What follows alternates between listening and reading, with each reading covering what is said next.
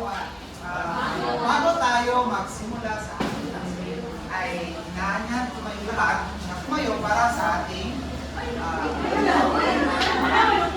okay, sorry. So, ngayong hapon, meron ako dito sa ating isara isang word search. Now, nais kong may mga voluntaryo na mag-answer sa ating word search. But before, let's have ating mga alituntunin. Una, kailangan makinig sa guro or kung sino man ang nagsasalita dito sa harapan. Ano ang unang alituntunin? Makinig. Ikalawang alituntunin is magtaas ng kamay kung gusto. Ate, Ano kayo nagawa? Barok. Number 3, huwag maingay. Number 3, huwag maingay. Now, sino gustong sumagot? Anong nalituntunin sa pangatlo?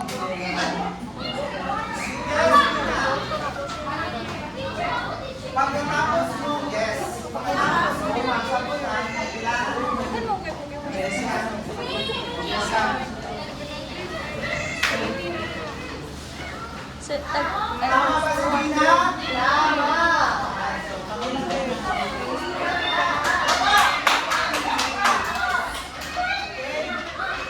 Pangalawa. Yes, Kristen. Pila ka yung burger?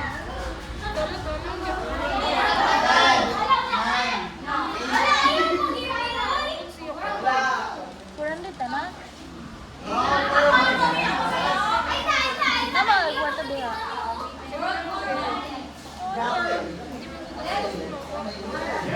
Cancel na lang na. Kalipit. Tama ba si Kristen? Dito naman. Yes.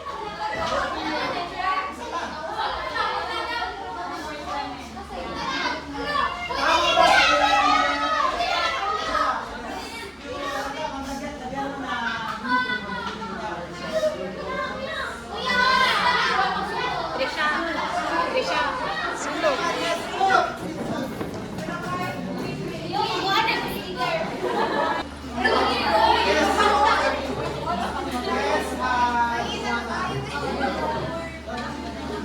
Tama ba si Luke? Yes. Tama ba si Joanna? Ano nga ba? Number 5. Comfort woman. Right. So, ngayon, ano nga ba ang ating tatalakayin ngayon? So, makinig sa ating guro upang makasagot sa mga tanong mamaya.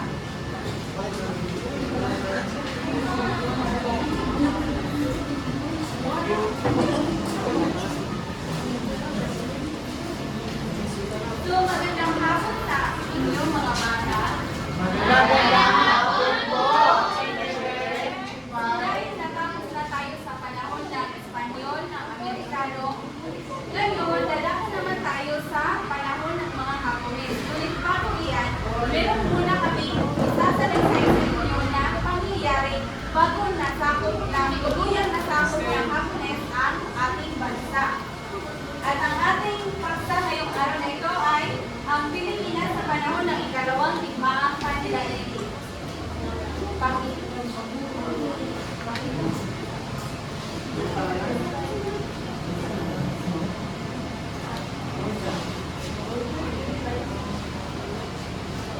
So, ang una nating pangunahing ideya ay ang pagsisyap ng digmaan sa Pasifiko.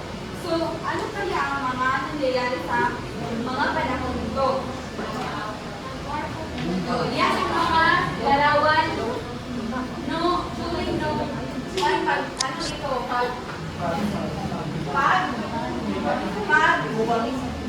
Pag-upan. So noon, ang Pilipinas ay nasa ilalim ng Commonwealth at naghahanda na sila silang magpaunlad sa ating bansa. Di ba noong panahon ng Amerikano ay in-introduce Tsaka ang di kaya lain na. edukasyon? Yeah. Oo. Oo. Yeah. No. So, dahil doon, maraming mga Pilipino ang nabigyan ng edukasyon, nabigyan ng mga mahalagang aral o kaalaman, kaya nagsisimula na silang magpausbong o magpaunlad sa ating bansa. At ito ay pinamumunuan ni Manuel L. Quezon. Pero, noong panahon iyon, ang mga Hapon ay nagsisimula na rin umangat o nagpalaganap ng pananakop sa ibang bansa. Kabilang na dito ang Alemanya, Italia at Vietnam, o kung tawagin ay Axis. At noong December ito, 1941, binumba ng Hapon ang Pearl Harbor sa Hawaii. Ngunit bago yan nangyari ay napag-alaman na ng mga Amerikano na may plano ang mga Hapon na sakutin ang ating bansa. So, bago yun nangyari, pinausap nila ng Estados Unidos ang mga Hapon upang makipagsundo o negosasyon na huwag na lang ituloy ang pananakop. Pero sa gitna ng kanilang dialogo, ay binumba ng Hapon ang Pearl Harbor sa Hawaii na kolonya ng Amerikano. At dahil doon, ito pala ang kanilang layunin. Nais nilang ipalaganap ang Greatest East Asia Co-Prosperity Sphere. Ngunit ang pinaka talaga ng kanilang plano is nais nilang lumaki ang kanilang impluensya at maging pinakamakapangyarihan sa buong mundo. Yun talaga ang nila, layunin at hindi ang Greater East Asia Co-Prosperity Sphere. Kung ngayon, nung binumba na ang Pearl Harbor, Hawaii, nasindak si Franklin Roosevelt na Pangulo ng Amerika, kaya itinadala niya sa Pilipinas si General Douglas MacArthur upang sanayin ang USAPE o ang United States Armed Forces in the Far East. Ano ito? So ito ang pinagsamang pwersa ng hukbong Pilipino na mga sundalo at hukbong Amerikano na mga sundalo para sa maparating na digmaan. At yun nga, nung pinadala na si General Douglas MacArthur, nagsimulan mo naman magbomba ang mga Hapon sa mga lugar na ito noong Desyembre 8, 1941 sa Aparit, Davao, Baguio, Tarlac, Garfield at Manila. Garfield, ito ay isang base militar ng Amerika. Nandito ang mga sundalo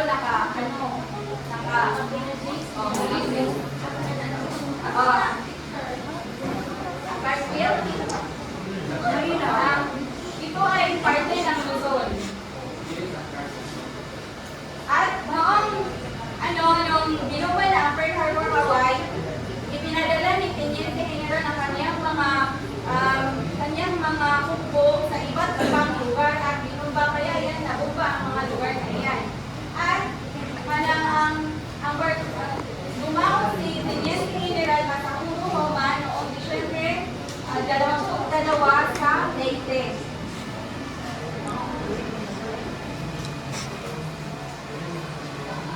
At sa amin palang talakayan ay meron kami inanda na interaktibong pagtatanong. At ito ay tinatawag na Hachi. Meron kami dito mga kulay at sa yung mga upuan ay may kulay. Kung ano yung nakaalay sa kulay na bubunutin namin ay siyang sasagot sa aming tanong. At ang pangunahing tanong ay, bakit nais palaganapin ng buwan ang Greater East Asia Co-Prosperity Sphere?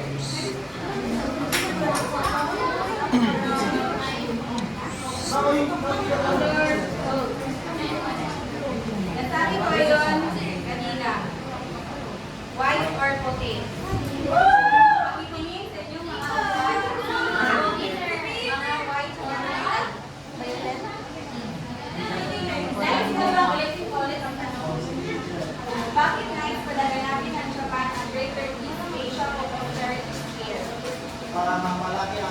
lang dapat ito. Kontrol lang ang Pasipiko. Magaling! Kailangan ang Japan na maging mas makapangyarihan sa lahat ng bansa. At ngayon, dumako na tayo sa ating pangalawang pangunahing paksa, ang Maynila bilang open city at pagbagsak ng Bataan.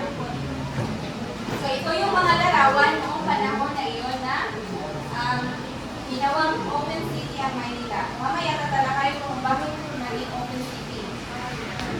So dahil sa lakas ng pwersa ng Hapon, umatras ang Lusake patungong Bataan at Corregidor. Ang Bataan at Corregidor ay ang dalawang pangunahing ligtas na base militar ng mga Amerikano. At sa kanilang pag-atras, iniwan nila si Jose P. Laurel at si Jose B. Vargas na kalinya at ang iba pang mga matataas na opisyal. Ang Pangulong si Manuel L. Quezon ay sumama rin sa pag-atras at pumunta sa Corregidor. Akin naman ang Ano, Peter? Kami lang ang pagbilin si Iniwan nila si Jose P. Laurel mapangasiwaan ang mga nalalabing Pilipino na naninirahan doon. Dahil hindi naman lahat nakapunta sa Corregidor. At noong Disyembre 26, 1941, idinigdala ni MacArthur na open city ng Manila upang sanawasan ang pagkawasa. So dahil malakas na ang pwersa ng Hapon at mahina na ang Amerikano noon, nangamba si General MacArthur na baka masira yung mga infrastruktura na ipinagawa nila doon sa Cabecera, which is ang Manila. Natakot sila na baka ang kanilang pinaghirapan ay masira lang. Hindi lang ang infrastruktura, kundi pati mga negosyo na doon na pumunlad or ginawa. Kaya, nang diniklara ni MacArthur na open city ang Manila na ibig sabihin, pwede na nilang sakupin ng malaya na hindi na sila lumalaban sa mga Hapon upang maiwasan na ang pagkawasak doon. At ganyan man, sinalakay ni General Luma ang Bataan kung saan maraming nalagas na Lusake. So, nung nagdeklara na si MacArthur, pero hindi pa rin sumunod ang mga Hapones, binumba pa rin nila ang Manila. At pagkatapos nila binumba ang Manila, doon na sinalakay ni General Luma ang Bataan, which is yung isang ligtas na base militar ng mga Amerikano.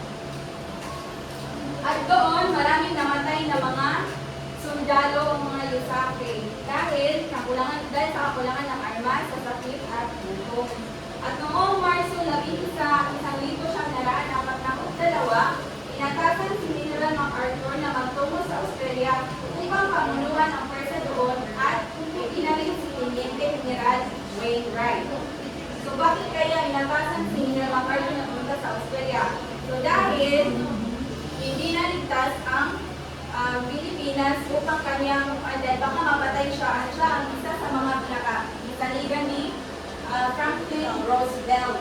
So kaya pinaladala mula siya sa Australia at sumama rin naman si Manuel L. Quezon doon. At ang humalili kay MacArthur ay si Teniente General Wainwright. At noong Abril 1942, bumagsak ang Bataan dahil nga mahina na ang kanilang pwersa at wala na silang panlaban ng mga armas. At umigit kumulang 367 ang sundalo na sumuko sa mga Hapon. Ang pangalawang tanong para sa ating hot seat. Bakit idineklara ni MacArthur na open city ang Manila? At ang kulay na bukunod nito ay burgundy. Manipingin sa inyong mga kuwan kung sino yung mga talayin na. Ay, sorry. Okay, let's gusto bang ulitin ako. Dineklara ni MacArthur na open city ang Manila upang maiwasan ang pagkawasan. Magaling! Bigyan natin na talagang magaling!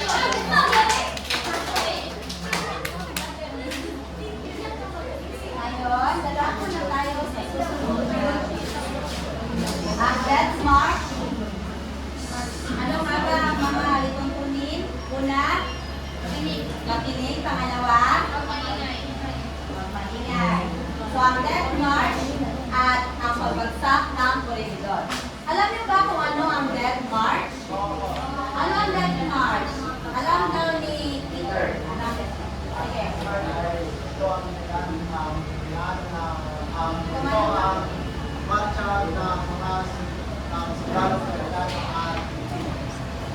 Tama. Bigyan natin ng palakpak si Peter.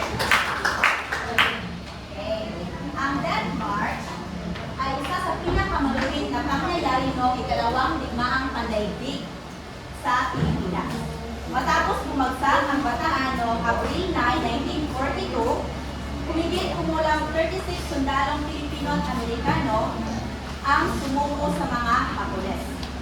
Pinaglakad ng mga Hapones ang mga sundalong Pilipino at Amerikano mula Mariveles, Bataan, papunta sa San Fernando, Pampanga at dinala sa Bilangguan, sa Capas, Tarlac. Sa kanilang paglalakad, ang mga sundalong Pilipino at Amerikano ay nakaranas ng gutom, uhaw at pagod. At dahil sila ay gutom, uhaw at pagod, sila ay may iba sa kanila na humihinto at ayaw na maglakad. At alam niyo ba kung ano ang ginawa ng mga Hapones? Tama! Una, parusahan muna nila ito. At kung matigas talaga, doon na napipilitan ang mga Hapones na papatay na lang talaga ang mga sundalong Pilipino at Amerikano. Kaya, ayun, yun na nga. At maraming sundalo ang namatay dahil sa sakit, gutom, at pagpapahirap. At kaya tinawag itong Death March. So pagkaraang mapabagsak ang bataan, ibinaling ni General Huma ang kanyang buong pwersa sa Corregidor. Kaya patuloy na binumba ang isla hanggang sa masira ang mga gusali at armas ng mga tagapagtanggol. Kaya dahil sa kakulangan ng supply at lakas ng hukbo ng Hapon, napilitan si General Wainwright na isuko ang Corregidor na isla sa kay Masaharu Huma, kasama ang humigit kumulang 12,000 na sundalo. Kailangan isuko ni General Wainwright dahil kung hindi, mamamatay ang natitirang sundalo. Kung kayo sa General Wainwright, gagawin nyo rin ba yun? Opo! Ano? Wala na lang. Sa pagbagsak ng Corregidor, ang buong Pilipinas ay nasakop na ng Hapon. Ito ang hudyat ng ganap na pagsakop ng Hapones sa atin. Okay, may tanong? Ano ang masasabi mo sa paraan ng pagtrato ng mga Hapon sa mga sundalong naging bilanggo noong Death March?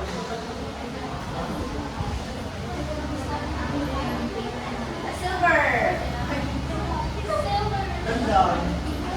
Silver! Sige lang. Ano ang masasabi mo, Mary?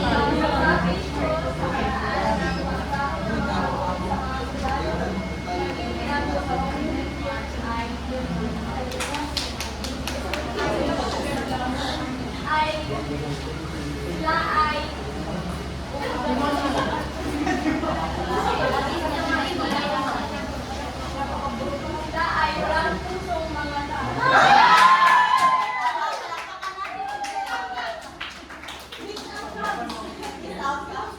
Okay, pwede magtahimik ng lahat.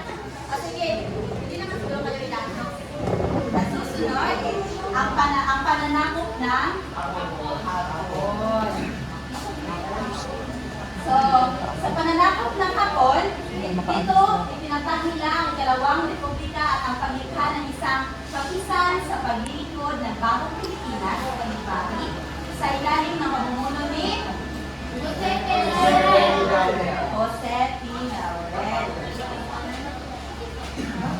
Ipinatupad ng mga Hapon. Oo. Kaya sa larangan ng politika, bagamat may mga opisyal ng mga Pilipino, sumusunod pa rin sila sa mga Hapones dahil sila ang may tunay na kapangyarihan. At dito, ipinagbabawal nila ang halalan, ang pagsasalita laban sa pamahalaan, at ang pagtutol ng utos sa mga Hapon. Ginawa nila ito upang makontrol nila ang mga Pilipino at hindi ito himagsik laban sa kanila. Kaya pinatupad na sa larangan ng pangkabuhayan, pinatupad ng mga Hapon ang paggamit ng walang halagang salapi o Mickey Mouse money. Kayo ba ay pamilyar sa Mickey Mouse Money? Yes! Ang Mickey Mouse Money, ito yung ipinalit ng mga Hapon sa Philippine currency noong pagsakop nila sa atin. At ang halaga nito ay sobrang mababa o halos wala. Maaari dito kumpara sa play money na nilalaro ng mga bata ngayon. O, diba? At pagkatapos, ang mga pagkain, bigas at alagang hayop ay sinamsam ng mga Hapon. Ang mga babae ay ginawang comfort women at ang mga kalalakihan ay nakaparatahang gerilya na pinaghihirapan hanggang sa mamatay. Alam niyo ba kung ano ang gerilya? Ang security militar. Hindi niyo alam ang gerilya? Hindi po! Okay, isipin niyo na ang gerilya ay yung nasa boy. Yes, Chana. Tama si Chana. Narinig niyo ba si Chana? Ating umilitin. Ang sinabi ni Chana, ang gerilya ay yung mga sundalo, sikretong mga sundalo. Sila yung mga sila yung nasa maliit na grupo at nakikipaglaban sa mas malakas na puwersa. At tumaas ang bilang ng gerilya at nabuo ang ilusang balahag o ito ay isang gerilya ang balahag. At ginawa nila ang gerilya dahil sila ay may layunin. Ang kanilang layunin ay salakayin ang garison ng Hapon. Alam niyo ba kung ano ang garison? Hindi na naman. Ang garison ay puta o base, yung may mga nakabantay o nakakontrol. Dito nila dinadala yung mga binibiyak nila ng mga Pinoy. Di ba, Burha? Garrison. Ay, wala pala. Garrison. Garrison ang tawag doon. Sinasalakay ng mga nasa gerilya o hukbalakag ang garrison ng Hapon. At ang pangalawang mayroon nila ay palayarin ng mga bilang doon. At ang pangatlo, sirahin ang mga kagamitang militar ng kaaway. Naintindihan niyo ba? Wala kung may tanong si Peter. May tanong ka, Ako Peter. pala, maudikit sa Japaria na sila. Ano? Ako pala, Japaria na sila. Ako pala ang gerilya? Hindi. Hindi ako pala. Hindi ako pala ha. Para sa akin, pareho lang sila dahil pareho sila may inihimagsik laban sa mga nanakong ng kanilang bansa. Okay. Nasagot ko ba ng ayos? May iba pa mang gusto magtanong? Sige. Okay, nandito na tayo sa pangalawang tanong. Bakit maraming Pilipino ang sumali sa kilusang gerilya laban sa mga Hapon? Brown!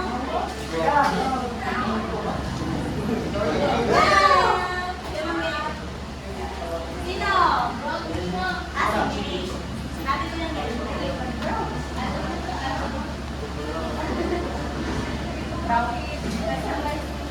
Bakit maraming Pilipino sumali sa kilusang gerilya laban sa mga Hapon?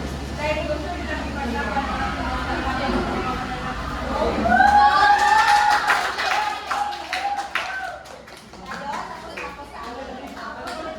Nandito na si Charis para sa susunod.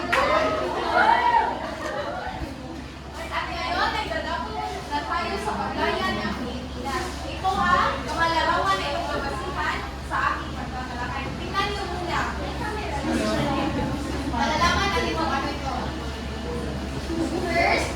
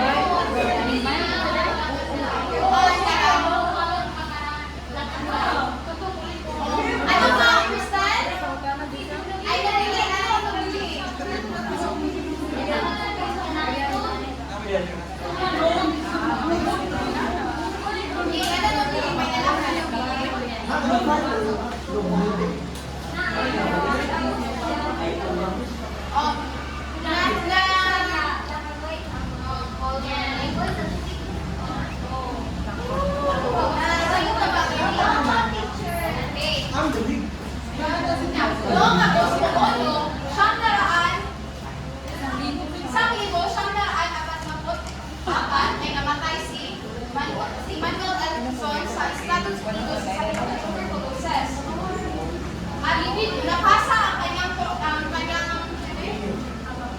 kanyang pagkapangulo kay Sergio Osmeña. Sergio Osmeña ang Osmeña ang naging leader ng pamalaan habang naghahanda ang Amerikano at Pilipino na palayain ang bansa mula sa mga Hapones. Doon, bumalik ang mga Amerikano sa Pilipinas. Noong Oktubre 20, 1944, bumalik ang Persang Amerikano sa pamumuno ni Douglas MacArthur kasama si Pangulong Osmeña. Dumaong sila sa Panong Leyte kung saan sinabi ni MacArthur ang kanyang sikat na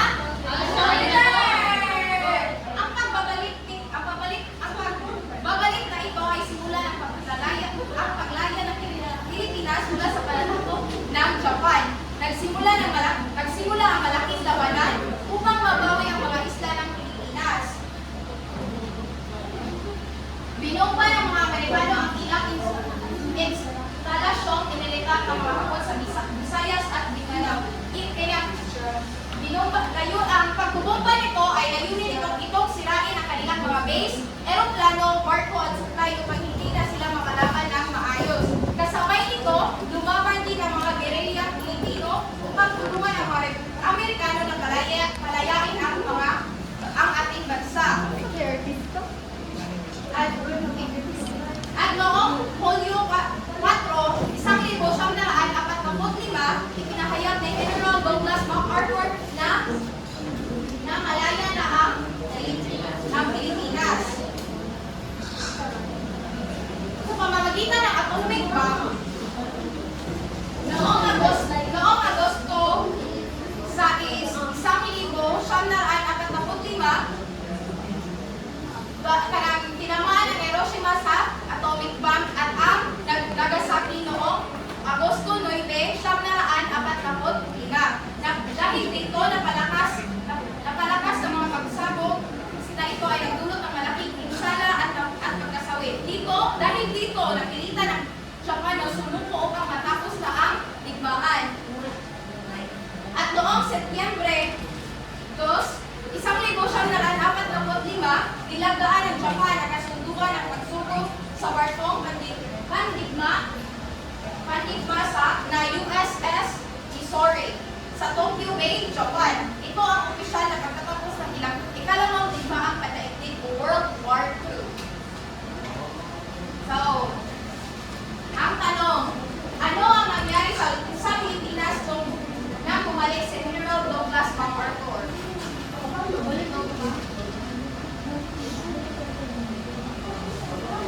Uy, teacher, wag ka lang pinili.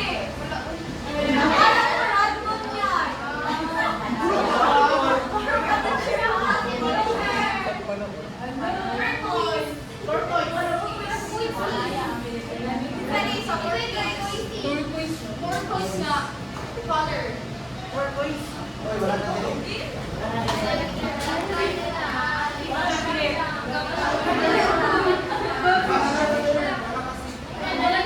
nagpili ulit si teacher. Or wag na mapili.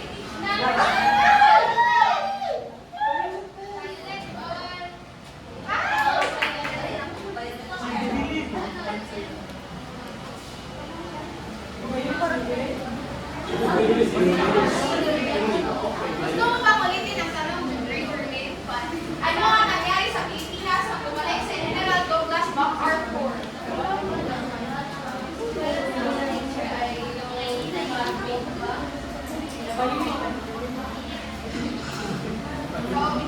May iba pa bang tanong?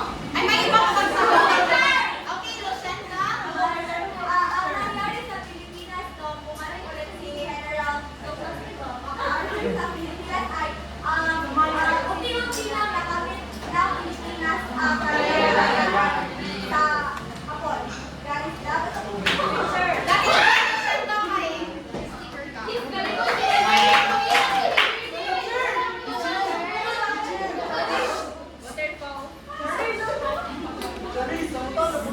Kaya naman ay dumako tayo sa mga epekto ng ikalawang digmaang pandaigdig.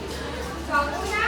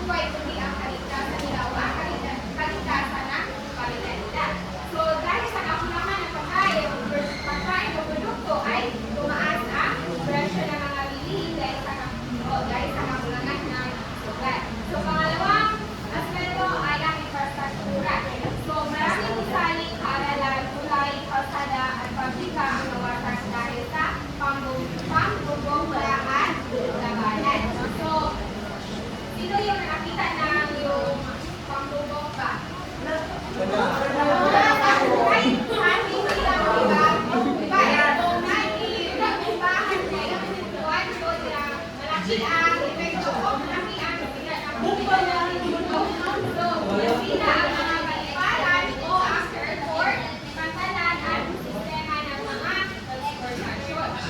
kinakailangan ng mahabang panahon at malaking pondo upang maibalik at maitayo muli ang mga ito. Kailangan ng mahalagang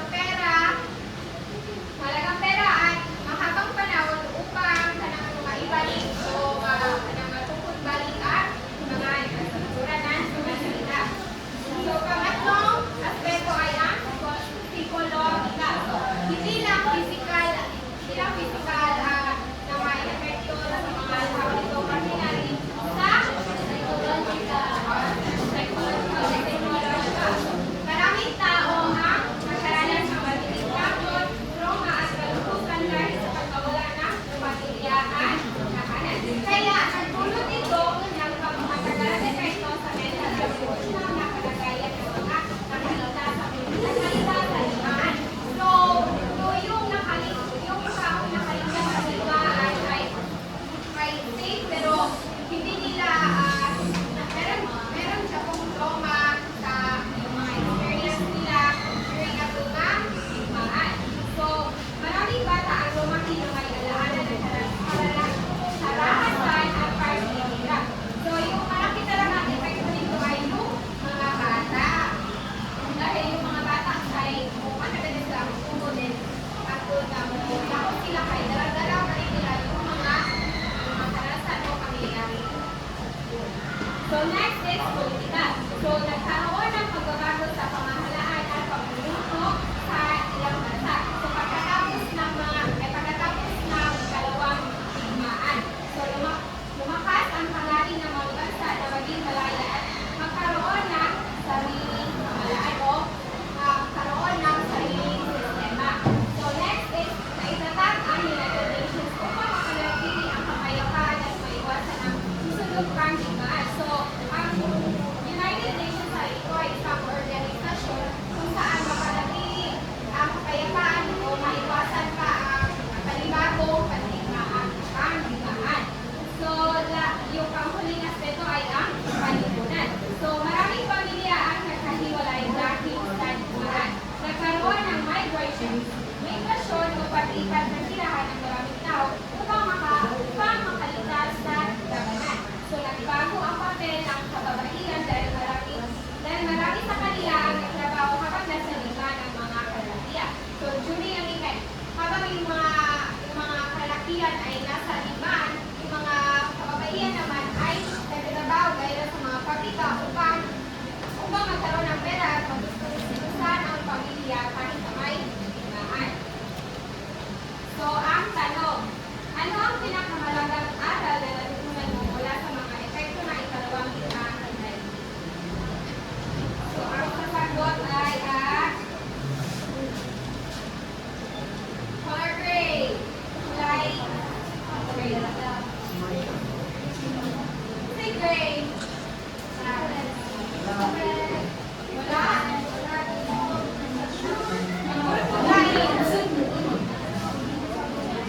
Orange. Wala na po.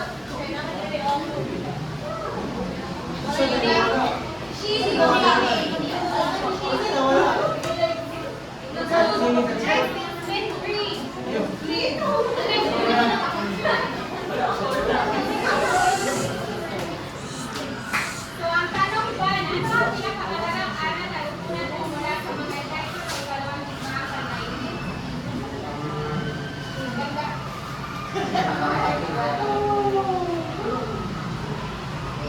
Katulad ng pinaunang like KTPS, matuto tayong lumaban para sa ating kalayaan.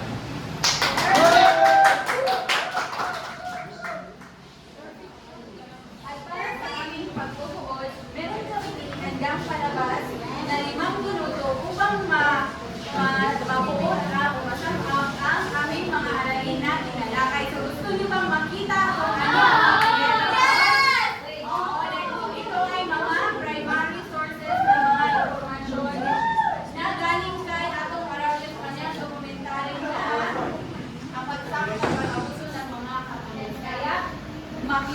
ibulat ang inyong mga mata para sa ating palabas.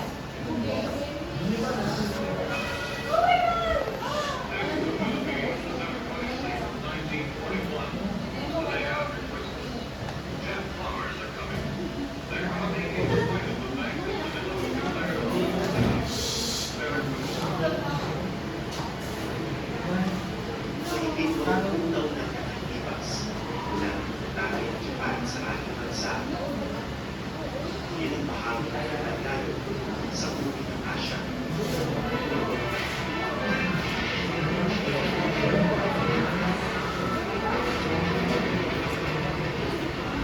Mabilis na natutupo ang Pilipinas. At palayas ang mga sundalo ng mga na ito.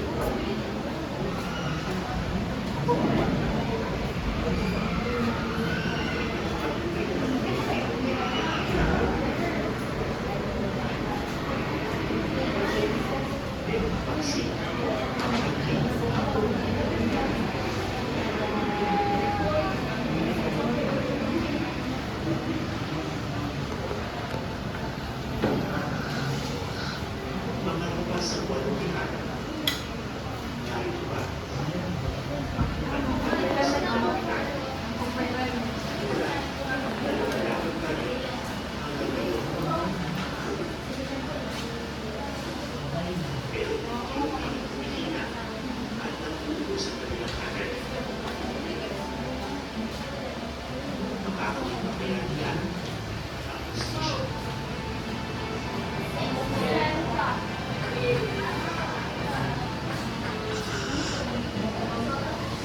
Dalawang oras mo lang ngayon kanina. Nagagawa ng umalis sa bayan ng Katapang Pampanga. Isang madaling pagkakitaan. Maging ng paraan. Para sa ilang mga bola.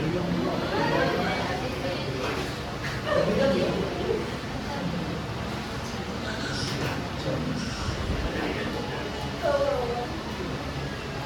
Nakilala ko ang tatlo sa kanila. Si Lord Maria.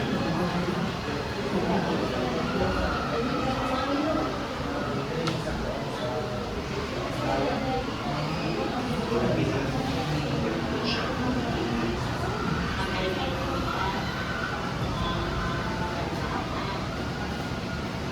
Ano ko napansin? Siya ang puta at pagkakas.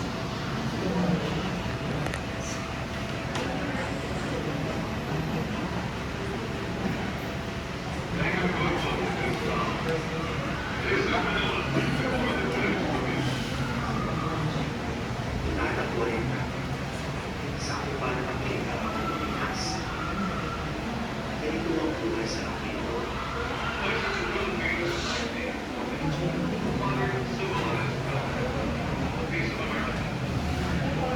Picture ng kaibigan sa Cristo.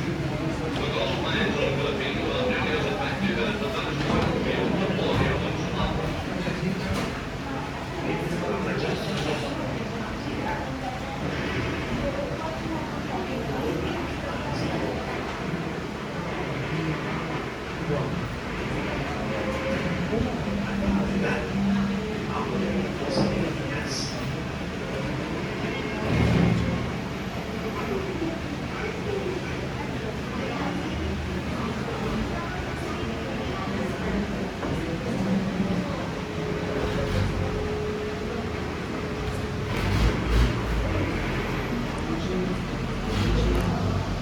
Tapos limang doble na.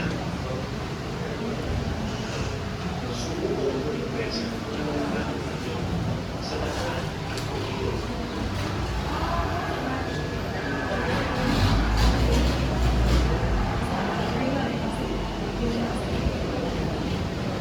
Ay hindi tumigil ang mga Pilipino sa paglaban. Buo ang buong paglaban. Ang buong bayan laban sa buong. Ito ang aking kaya nabis na pinagalan ko. Siguro ko dahil sa siya ako. Naman kasi ako. Ganito,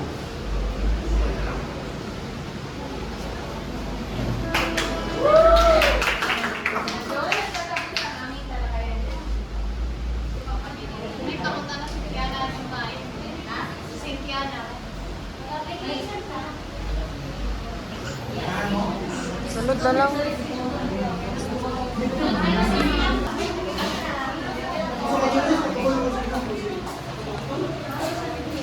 Okay, so for our application, this is ito ay yung group 1, yung group 2, at saka yung group 3.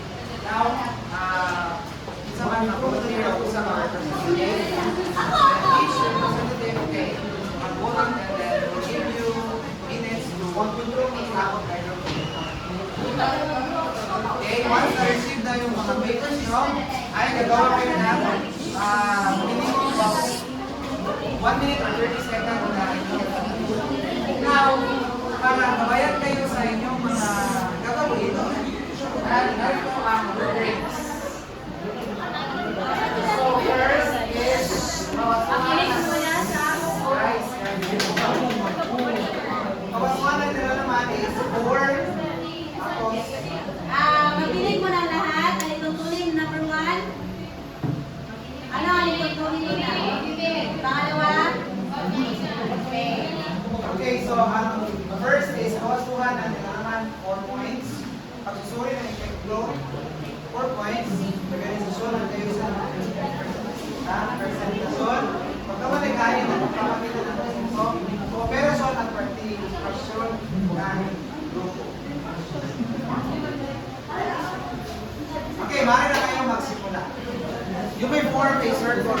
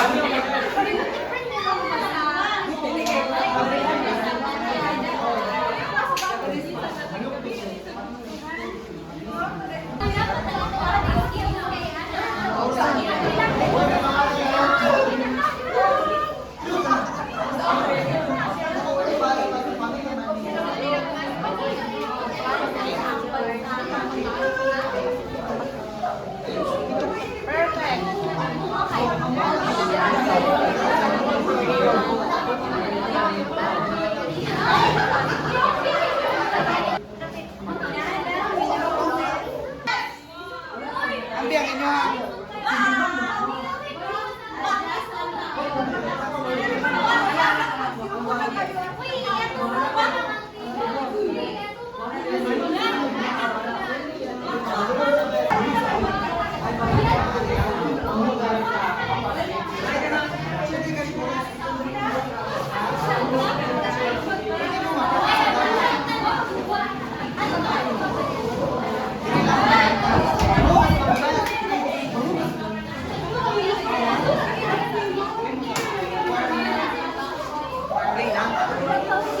number 3.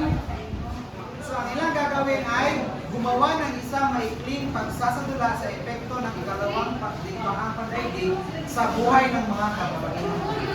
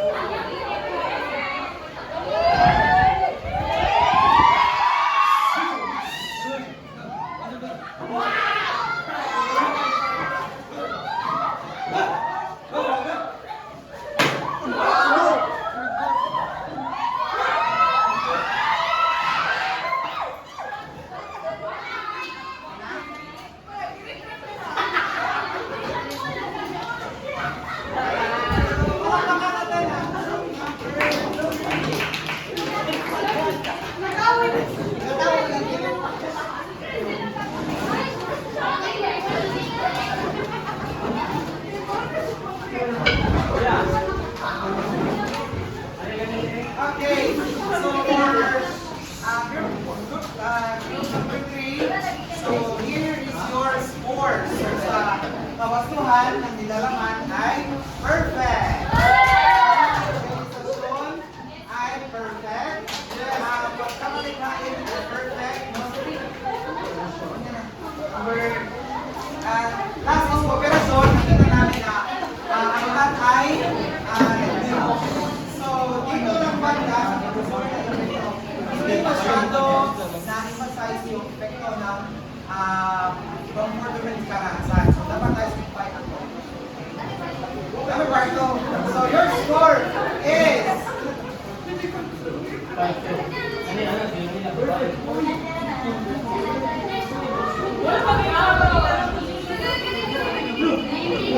19 over 20. Good job. Good job. Next is group number 2.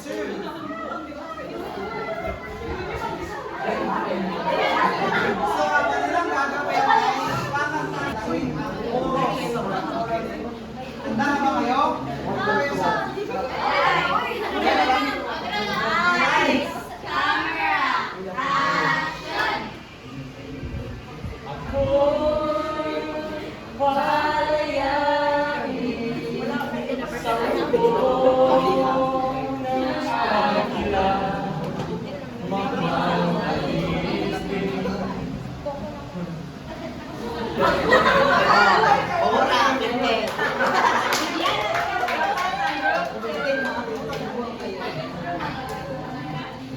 alright, so this is your feedback. So first is kawastuhan ng nilalaman. Bibigyan ko kayo ng 3 over 4. Kasi hindi lahat ng chorus ay tinangkap. Four parts, four lines kasi yan. So next is basta 3. So accessory na epekto is 4, perfect. Organisasyon is 4. Pagkamalikhain is 4. And number last is kooperasyon is 4. Total ay 19 over 4. Dami na mapapali ang unang group. So ang kanilang gagawin ay gumawa ng isang kalamayan para kanayan at suriin ang sabihan bunga ng mga sumusunod at mangyayari na ikalawang digmaan panaigid. First is mananakot ng mga polis sa Pilipinas, kakulangan ng pagkain at produkto. So, magandang hapon sa inyo lahat. Ako ang naatasan na mapresenta sa aming nagawang outro. So, ang unang pangyayari, pananakot ng mga Hapones sa Pilipinas. Sanhi, dahil gusto ng mga Hapones ng maging makapangyarihan sila at maangkin ang Pacific Ocean, nagkaroon ng ikalawang digmaang pangdaigdigan. Pangalawang pangyayari ay kakulangan ng pagkain at produkto. Ang sanhi nito ay hindi sapat ang supply at dahil sa World War II. At ang bunga nito ay maraming tao ang namatay dahil sa gutom at malnutrition. Alright, ang palakpakan natin ang group number 1. So, first is, kawastuhan at nilalaman is, lahat ay sakto. So, perfect. Ito is perfect 4. Organisasyon at kaayusan ng mga presentasyon is 4. At, meron pa pala. Pagkamalikhain is 4. At so, kooperasyon ay